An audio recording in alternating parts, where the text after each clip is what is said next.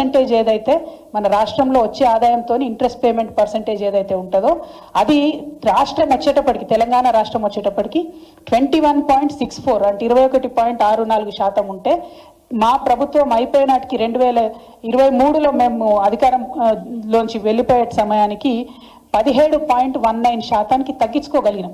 అంటే ఎంత బాధ్యతగా తీసుకొచ్చినటువంటి అప్పును నిర్మాణాత్మకంగా గడితే అది సాధ్యమైందన్నటువంటి విషయం ప్రజలందరూ గమనించాలని చెప్పి నేను కోరుతా ఉన్నాను.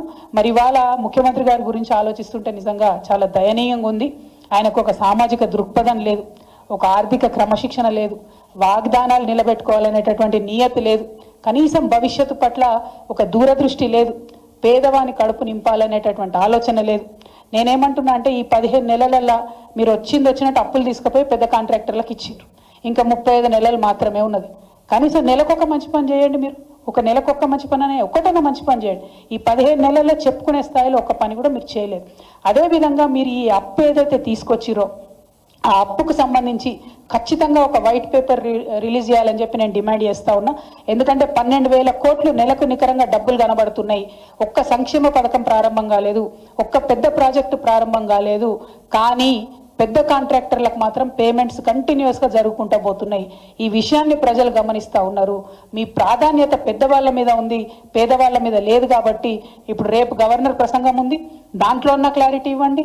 మనకి మొత్తం ఈ మంత్ అంతా కూడా బడ్జెట్ సమావేశాలు ఉంటాయి, దాంట్లో ఉన్న వైట్ పేపర్ పెట్టండి, కానీ ఒక స్పష్టత ఇవ్వండి. ఇవాళ మీరు 1,50,000 కోట్ల అప్పు 15 నెలల్లో తీసుకొస్తే మరి మీ వైఖరి చూస్తుంటే ఇంకొక 3.5 లక్షల కోట్ల అప్పు తెలంగాణ ప్రజలు నెత్తిన మోపేటట్టు కనపడతా ఉన్నది. కానీ దాని నుంచి నిర్మాణాత్మకమైన పని జరుగుతలేదు. అన్నిటికన్నా ఎక్కువ కేసీఆర్ గారి నినాదం ఒకటే ఉండే, ఆత్మగౌరవంతో కూడినటువంటి అభివృద్ధి అనేటటువంటి నినాదం కేసీఆర్ గారిది ఉండే. మీరు ఇవాళ నయవంచనతో కూడినటువంటి పనులు చేస్తున్నారు తప్పితే ఎక్కడ కూడా కరెక్ట్ మాట్లాడతలేరు. నిన్న విలేకరు అడిగిన ప్రశ్నకు తప్పించుకోవడానికి బుకాయించారు మీరు. అంటే మీ ప్రభుత్వం ఏంటంటే బుకాయింపుల ప్రభుత్వం, బెదిరింపుల ప్రభుత్వం, బేడీల ప్రభుత్వం, సాడీల ప్రభుత్వం. కేసీఆర్ మీద సాడీలు చెప్పాలి, అడిగినోనికల్లా బేడీలు వేయాలి, ఎవరన్నా గట్టిగా అడిగితే బుకాయించాలి. ఇది తప్పితే మీరు చేస్తున్నది ఏం లేదు. మళ్ళీ ఒకసారి నేను ముఖ్యమంత్రి గారిని కోరుతా ఉన్నా, మీరు తెలంగాణను అవమానపరచకండి. మీకు నిజంగా రెవెన్యూ రిసీట్స్ ఏందో, క్యాపిటల్ ఎక్స్పెండిచర్ ఏందో తెలియకపోతే దయచేసి అధ్యయనం చేయండి, తెలుసుకోండి. అంతేగాని తెలంగాణను అవమానపరచకండి. ఆయన మాట్లాడుతున్న మాటలు చూస్తుంటే నేను ఎట్లా అనిపించిందంటే, ఓ పక్కనేమో 500 కోట్లు లేవంటాడు, ఇంకో పక్కనేమో నా పోటీ న్యూఢిల్లీతో కాదు న్యూయార్క్తో అంటాడు. మరి 500 కోట్లు లేని వాళ్ళు న్యూయార్క్ లెక్క ఎట్లయితారు నాకు అర్థం కాదు. అంటే విషయం ఏంటంటే ఆయనకు సబ్జెక్టు లేదు, ఆబ్జెక్టు లేదు, అంత బబ్రాజమాదం భజగోవిందం అన్నట్టు అవుతుంది పరిస్థితి తప్పితే ఇంకోటి ఏం లేదు. నేను ముఖ్యమంత్రి గారిని మళ్ళీ కోరుతున్నా, మీరు బాధ్యతాయుతమైన పొజిషన్లో ఉన్నారు, తెలంగాణను అవమానం చేయకండి. తెలంగాణలో మంచి పొజిషన్లో ఉన్నారు, దాన్ని అట్లా నిలబెట్టండి, ముందుకు తీసుకెళ్ళండి. బాధ్యత గల ప్రతిపక్షంగా మేమందరం కూడా మీకు అండగా ఉంటాం. కానీ అవమానిస్తే మాత్రం ఊరుకునేది లేదని చెప్పి మేము ప్రభుత్వాన్ని హెచ్చరిక చేస్తూ ఉన్నాం. నేను అదే చెప్తున్నా కదా, మంచిగా నేను పాయింట్ టు పాయింట్ లెక్క చెప్పిన. బీఆర్ఎస్ తీసుకొచ్చిన అప్పు 4,30,000 కోట్ల రూపాయలు. నేను ఆల్రెడీ మీకు 9 లక్షల పైచీలకు లెక్క చెప్పిన. అది కాకుండా సృష్టించినటువంటి సంపద 50 లక్షల కోట్లు. అదేవిధంగా నెలకు వచ్చేటటువంటి ఆదాయంలో 18,800 కోట్లు వస్తే 6,000 కోట్లకి ఎక్కువ ప్రభుత్వానికి ఖర్చు అయితే లేదు. మరి ఇక్కడ పోతున్నట్టు ఈ 12,000 కోట్లు, దాని మీదనే మేము వైట్ పేపర్ అడుగుతా ఉన్నాం. ఈ 12,000 కోట్లల్లో ఈ 15 నెలలలో ఒక్క పెద్ద పని కూడా వాళ్ళు చేయలే. మరి ఎవరికి ఇస్తున్నారు పైసలు? ఎందుకోసం ఇస్తున్నారు పైసలు? ఎందుకు అప్పులు ఇంకా తీసుకొచ్చి రాష్ట్ర ప్రభుత్వం మీద, రాష్ట్ర ప్రజల మీద భారం వేస్తున్నారని నేను ప్రశ్నిస్తాను.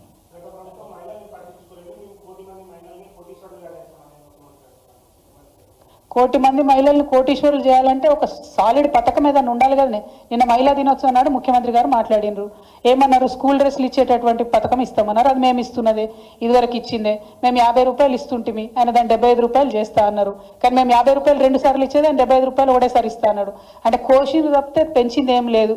ఏ పథకం తీసుకున్నా కేసీఆర్ గారి పథకంలో కోతలు పెట్టడం తప్పితే ఆయన చేస్తున్నటువంటిది ఏమీ లేదు. కొత్త పథకం లేదు. అప్పులు చేస్తున్నారు, తప్పులు చేస్తున్నారు తప్పితే అనే ఏ ఒక్క విషయంలో కూడా ఏదో గొప్పగా పనిచేస్తున్నారు అనేటటువంటి ఆలోచన కనపడతలేదు. పెట్రోల్ బంక్ పెట్టించినామన్నారు బ్రదర్ మహిళలకు. ఏంది మొత్తం జిల్లా సమాఖ్యలో అంటే వేలాది మంది మహిళలకు కలిసి దాని లాభం పంచుతారంట. అంటే జుట్టుకు రూపాయి కూడా రాదబ్బా నేను చెప్పేది. అటువంటి పరిస్థితుల్లో ఎట్లా కోటీశ్వర్లు అవుతారు మహిళలు? సాలిడ్ స్టెప్స్ ఉండాలి కదా, అవి లేవని అంటున్నాం. మేము కూడా ఏమంటున్నాం, 15 నెలల్లో వచ్చిన ప్రభుత్వం మా మీద అప్పుడే అభాండాలు వేస్తున్నారా అని ముఖ్యమంత్రి గారు బాధపడుతున్నారు. కరెక్టే, 15 నెలలు. కానీ 15 నెలల్లో పునాది తీయడానికి టైం సరిపోదా మీకు? బ్లూ ప్రింట్ రావడానికి టైం సరిపోదా? బిల్డింగ్ అవుతుందని మేము అనుకుంటలేం.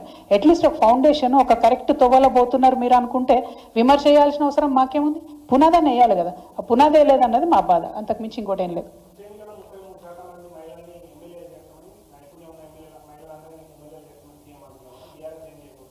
ఆయన చేసేది ఏం లేదబ్బా, ఆయన పాత్ర లేదు. మహిళా దినోత్సవం నాడు మహిళల కోసం అని చెప్పి ఏదో మాట్లాడాలి కాబట్టి మాట్లాడారు. ఆ మహిళా బిల్లు కోసం ఇగో ఈ అక్క నేను మేమందరం పోయి ఢిల్లీలో ధర్నా చేస్తే ఆనాడు ఒత్తిడి పెంచితే సోనియా గాంధీ గారి మీద కేసీఆర్ గారు ఉత్తరం రాస్తే ఆ తర్వాత ఎన్డీఏ వాళ్ళు ప్రెషర్లోకి వచ్చి మహిళా బిల్లు చేసిరు. అది కూడా పోస్ట్ డేటెడ్ చెక్ లెక్క వేసిరు. మహిళా బిల్లు పాస్ అయ్యి ఎన్ని రోజులైంది? ఏమైనా మధ్యలో 3 రాష్ట్రాలు ఎన్నికలు అయిపోయినాయి, ఆడ ఎమ్మెల్యేలను కానియలే. మరి ఇప్పుడన్నా వాళ్ళు కనీసం జనాభా లెక్కలు చేస్తేనే ఇక్కడ ఎమ్మెల్యేలు అవుతారు మహిళలు. మాకు ఇక్కడ 53 మంది ఎమ్మెల్యేలు అవుతారు మహిళలు. ఘంటాపటంగా చెప్తున్నా, ఇక్కడ ఈ రాష్ట్రంలో 53 మంది మహిళా ఎమ్మెల్యేలు అవుతారంటే అది కేవలం బీఆర్ఎస్ పార్టీ వల్ల మాత్రమే సాధ్యమైందని